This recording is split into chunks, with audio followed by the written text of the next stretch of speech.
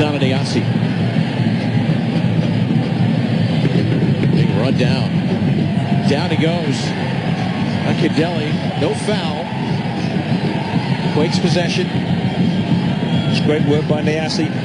And also tactically, you can see where Matias Perez-Garcia has come over to the left-hand side, and Sananiasi has gone on the right-hand side to help out, probably with the speed of Castillo. There's a little bit of an incident off the ball here. The referee's been called over by his assistant referee.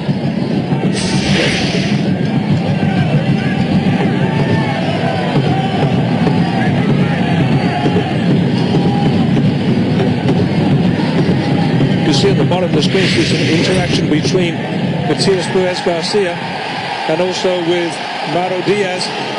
They had clashed earlier, but to me, like maybe Perez-Garcia raised a hand to Mauro Diaz. Diaz takes a yellow. Couldn't tell so clearly on the replay, but the two of them got together a little bit earlier, and that's why Diaz has got the yellow card as well. And Armando Villarreal, not a very popular. It was the first clash, which is why both guys potentially would get a yellow card in some respects. So the clip around the top of the head by Matias Perez-Garcia, and that's silly. Unfortunately, AR has certainly picked that one up, and you can see why the raised hand to the head.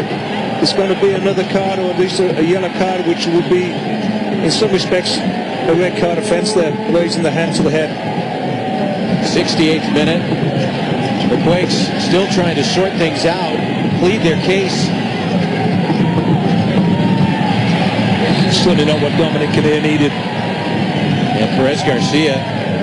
Well, you've got a couple of players from Argentina who came together. And I think that's the point. I think that you can see where Wondolowski's talking to him. The feeling that Diaz has really pulled Matias Perez-Garcia into that situation. He shouldn't have reacted, but he did. Well, needless to say, it changes the complexion of this match for the Earthquakes. Having to play a man down now with just a little over 20 minutes remaining.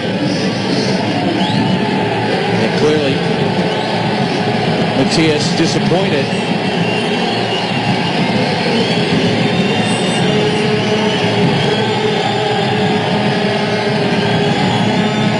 And I believe Perez-Garcia had some words for the fourth official, who may have picked that one out.